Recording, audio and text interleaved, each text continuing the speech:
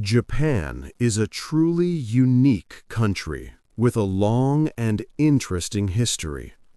About 150 years ago, it was a very old-fashioned medieval nation. For a long time, Japan decided to stay separate from the rest of the world. Its leaders did not want much trade with other countries, and they feared new foreign ideas.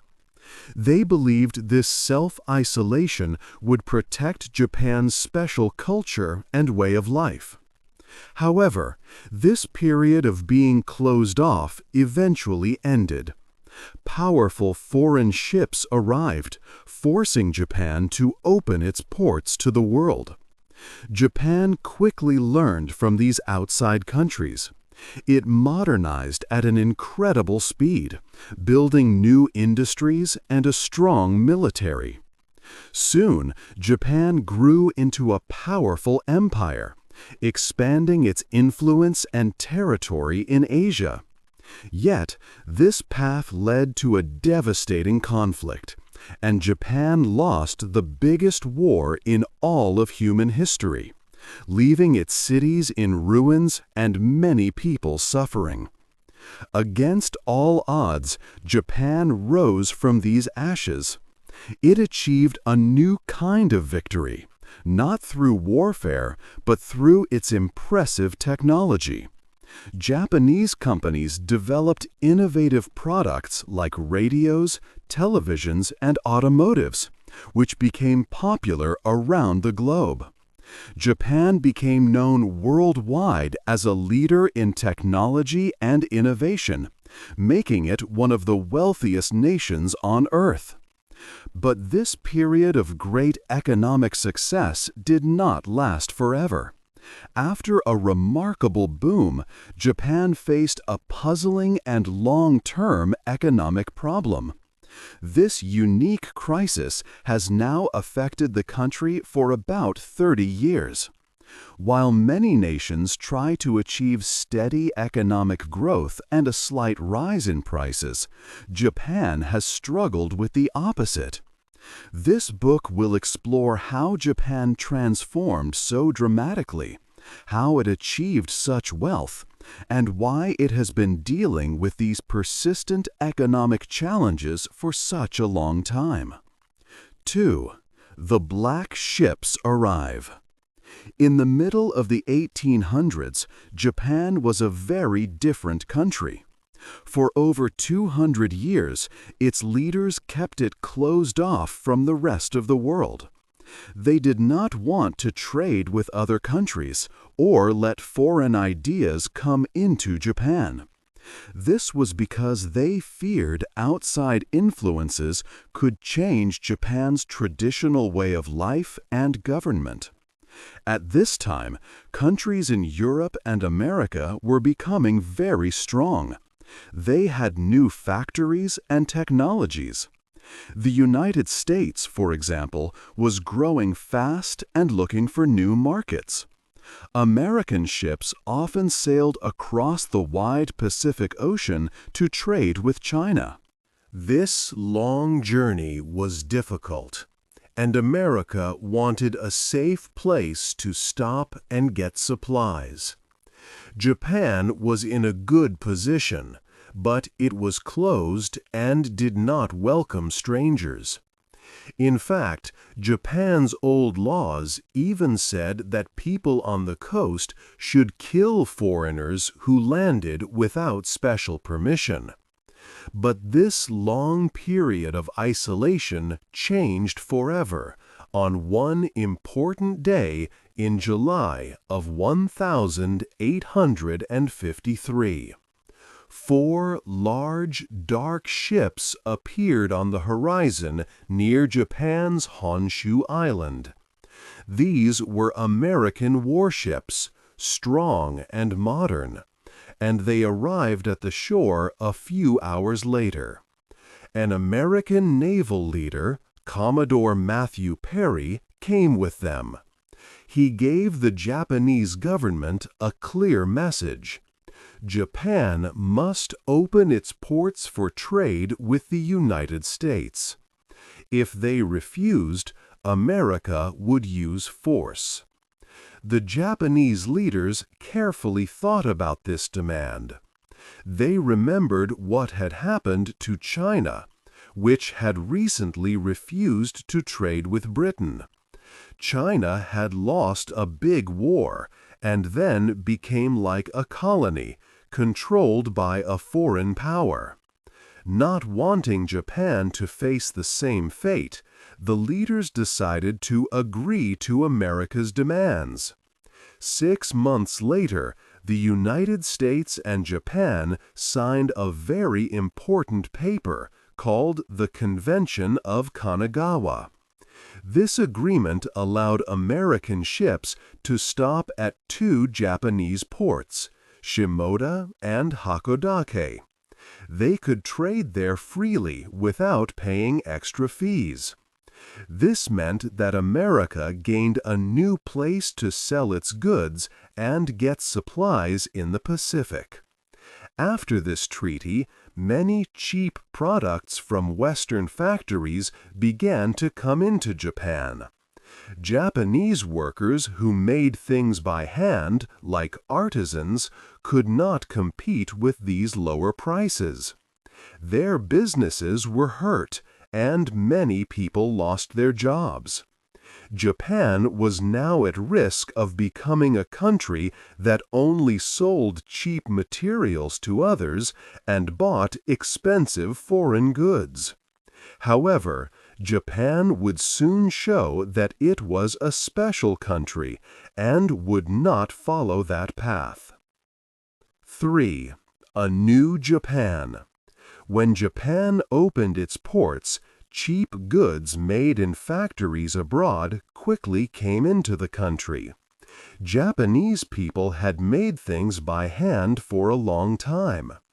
These local artisans could not compete with the low prices of foreign products. Many Japanese businesses suffered greatly, and some closed. Many families lost their jobs and became poor. This made many Japanese people worried that their country would become weak, like some other countries in Asia that were then controlled by Western powers. Japan, at that time, was led by a shogun, who was a powerful military ruler. The emperor had a special place, but he did not have real political power. The shogun made the big decisions.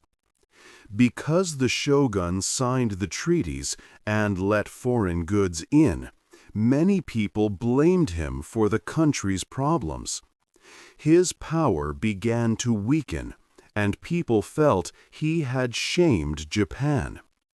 Some powerful lords, called daimyo, and their samurai followers wanted to bring real power back to the emperor. They believed this would make Japan strong again. But other lords supported the shogun and did not want to lose their positions. This disagreement led to a civil war in 1868. It was known as the Boshin War. This war lasted for about 1.5 years. In the end, the shogun's rule ended, and Emperor Meiji gained full power. This change was very important for Japan's future. The new government, with Emperor Meiji at its head, quickly understood a key lesson. To stay independent and strong, Japan had to become like the powerful Western nations. They saw what happened to China, which had lost wars and much of its freedom. In 1871, a special group of leaders, called the Iwakura Mission, left Japan. For 3 years, they traveled across the United States and all over Europe. They visited many cities and saw how factories worked in places like Great Britain. They studied new technologies, laws, and ways of government. In Germany, Chancellor Otto von Bismarck gave them important advice. He told them that only the strongest countries could truly control their own borders and destiny. This made the Japanese even more determined to modernize quickly. Back in Japan, the government began many big changes. They created a single new money system for the whole country, called the yen.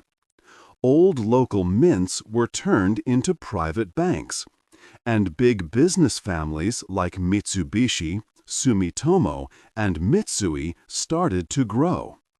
Samurai, who once held swords, now learned to do business.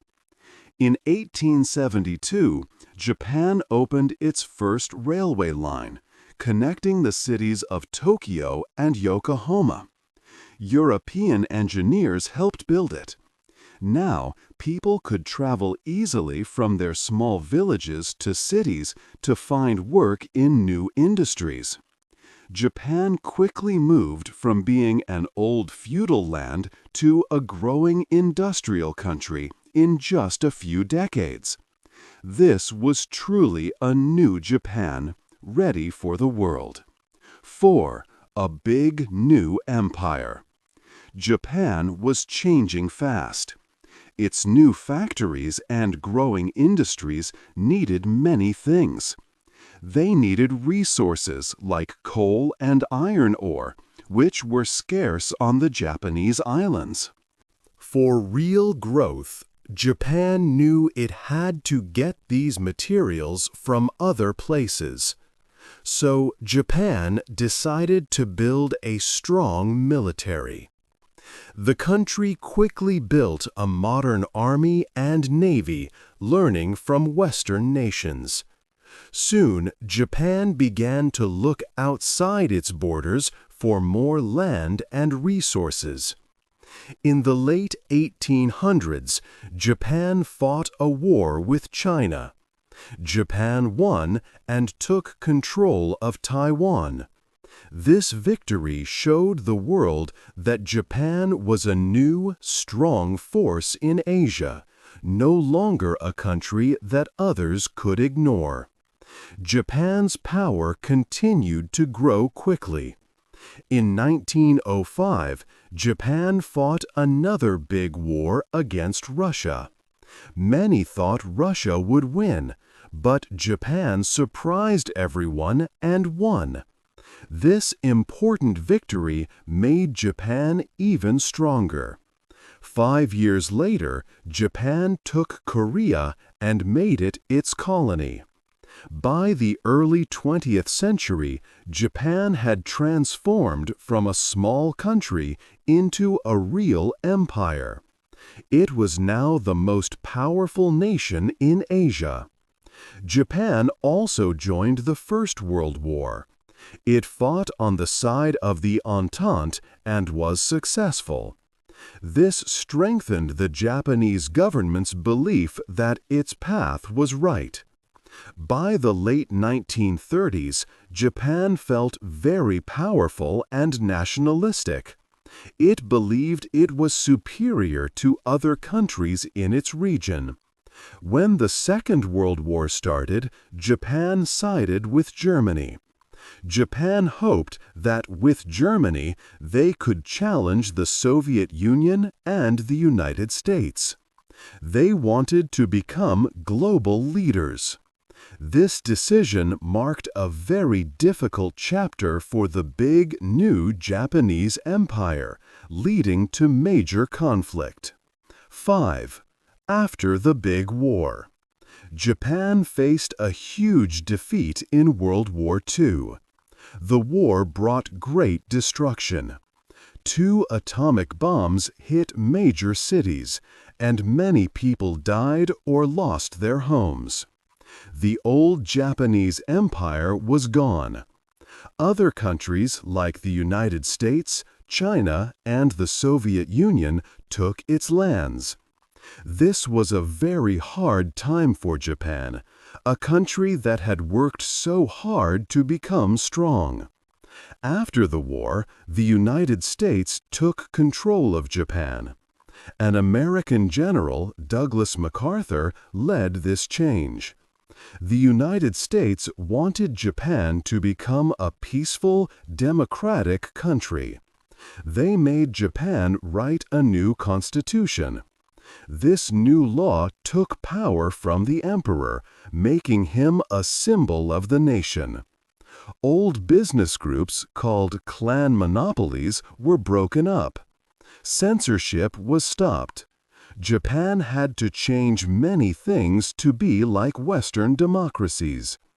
But Japan's economy was in very bad shape. The government printed a lot of money to try and help. This caused prices to go up very fast, a problem called hyperinflation. Many people had no jobs. At first, the United States did not worry much about fixing Japan's economy. Their main goal was to stop Japan from becoming a military threat again. Then the Cold War began. The United States saw China and the Soviet Union becoming closer. America worried that communism could spread across all of Asia. This made the United States rethink its plans for Japan. Japan was no longer just a defeated enemy. It could be an important friend. So, the United States decided to help Japan rebuild. In February 1949, President Harry Truman sent an expert, Joseph Dodge, to Japan. Dodge saw that Japan's economy was not standing on its own. He told Japan to stop giving money to businesses that were losing money. This was a difficult change. Many companies closed, and hundreds of thousands of people lost their jobs. The situation was still very hard. It was unclear how Japan would recover fully until another big event happened soon after. 6. The Miracle Years. The Korean War began in 1950. This conflict divided Korea, with the United States supporting South Korea. Japan became a crucial base for American forces. Japanese factories received many orders from the U.S. military. Buying supplies from Japan was much cheaper than shipping them from America. This surge in orders greatly boosted Japan's economy. It reduced unemployment and helped businesses recover after World War II, providing a vital push. This strong economic and military cooperation led to a major change. In September 1951, Japan and the United States signed a peace treaty in San Francisco. This officially ended the American occupation. Japan became an independent country again. Japan agreed not to have its own army for defense. Instead, the United States promised protection and kept its military bases there. This allowed Japan to focus fully on economic rebuilding without military costs. With its economy recovering in the early 1950s, Japan found a smart way to grow fast. Buying technology from advanced countries like the United States was key. This saved time compared to developing everything new. For example, American company DuPont invented nylon. In 1951, Japanese company Toray Industries bought the patent for $7.5 million. Toray then earned about $90 million from nylon products. Japanese companies not only bought patents, but also worked hard to improve these technologies. A clear example was the company known today as Sony. In 1950, it was called TTK. Akio Morita, a founder, aimed to improve their tape recorder using the American transistor. TTK bought a license. Japanese engineers refined it. In 1955, they launched the TR-55, the world's first portable transistor radio. It was smaller, more reliable, and popular in Japan and America. 5 years later, TTK, renamed Sony, used the same technology to make a television, known for its clear picture and portability, becoming a global success. Japanese companies continued to buy and improve technologies, selling high-quality goods worldwide. The United States allowed this as Japan was an ally. With access to technology, hard work, lower labor costs, and a good currency, Japanese products were very attractive. They were often cheaper and better than those from other nations, including electronics and cars. Japan's economy grew incredibly fast. Real GDP per person in Japan quickly matched that of the US and Great Britain by the 1970s. These were truly years of economic miracles for Japan. 7. A big money problem. Japanese products became very popular around the world. Companies like Sony made excellent radios and televisions. Japanese cars also became famous for their quality. These goods were often cheaper and better than those made in other countries. Because of this, many American companies began to lose money. They had to fire workers. American media started to complain about Japanese companies.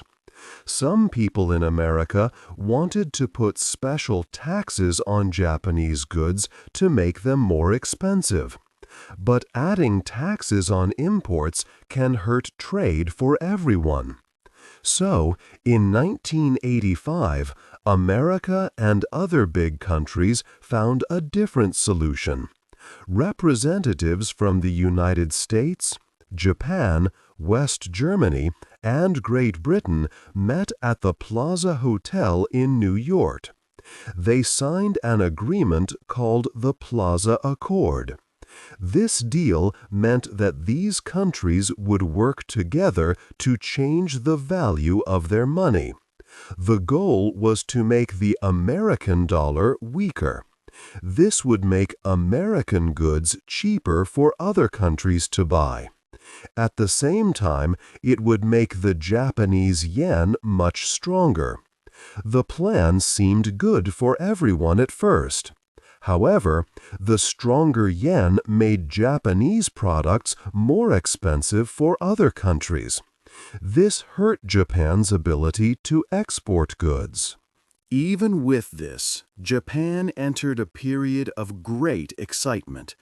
Japanese people felt very rich. They started buying many American companies. They even paid American movie stars to appear in their TV commercials. A lot of money began to flow into Japan, especially into its big cities like Tokyo. Japan is a small country with many people, so land and homes quickly became very expensive. The demand for property was much higher than the amount available. For example, by 1987, 1 square meter of office space in Tokyo cost about $25,000. This was a lot of money, equal to buying a luxury car in America at that time. People believed prices would always go up. Banks gave out many loans, and people used this money to buy more stocks and real estate. This created a huge economic bubble. The Bank of Japan, the country's central bank, tried to help exporters by making loans cheap. But much of this cheap money went into buying more land and stocks, not into building new factories or doing research.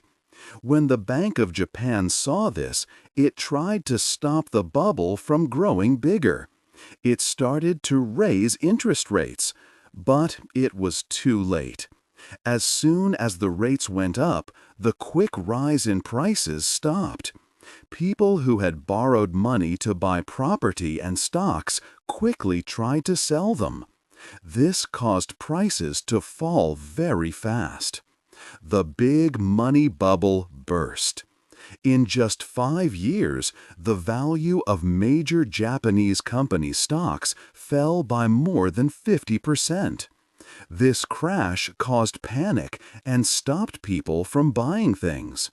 Japan's economy fell into a deep and serious problem. 8. Japan today and tomorrow. After the big economic bubble burst, Japan entered a long period of money problems.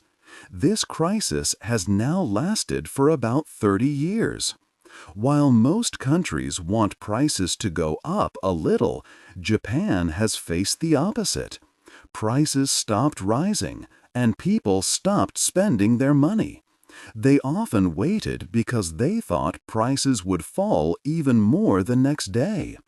This lack of spending made the economy grow very slowly, often near zero.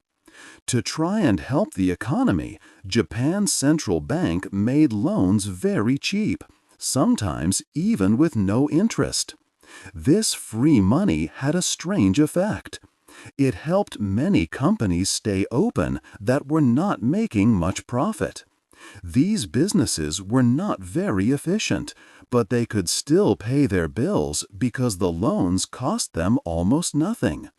Today, almost 1 out of 5 Japanese companies are called zombies. They are not strong, but they do not die.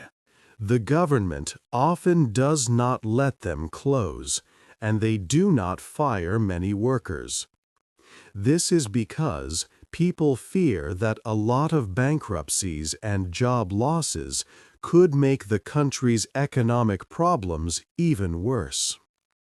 Another big and unique challenge for Japan is its older population. It has the oldest population in the world among rich nations. About 1 in 5 Japanese people are now older than 65 years old. Older people often work less and also buy fewer new things. This means there are fewer young people to work and spend money, which makes the economy weaker. Also, fewer babies are being born each year, and living in Japan, especially in big cities, can be very expensive. This creates a difficult situation where the number of elderly people grows, but the number of young people does not. Once, big Japanese companies like Sony, Toyota, and Mitsubishi were global leaders in technology and cars. They sold amazing products all over the world. But now they face very strong competition from companies in countries like South Korea and China. In 1989, a large number of the world's 50 most valuable companies were Japanese. However, by 2020, only Toyota remained on that special list.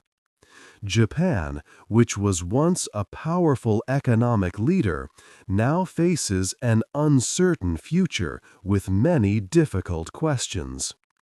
How do you think Japan can overcome these challenges in the future and find new ways to grow its economy? Hey there! Just a second before you go. If you learned something new today, please give this video a like, write your thoughts in the comments, and subscribe to the channel. It only takes a second, and it really, really helps to create even better English videos for you. Your support means the world. Thank you.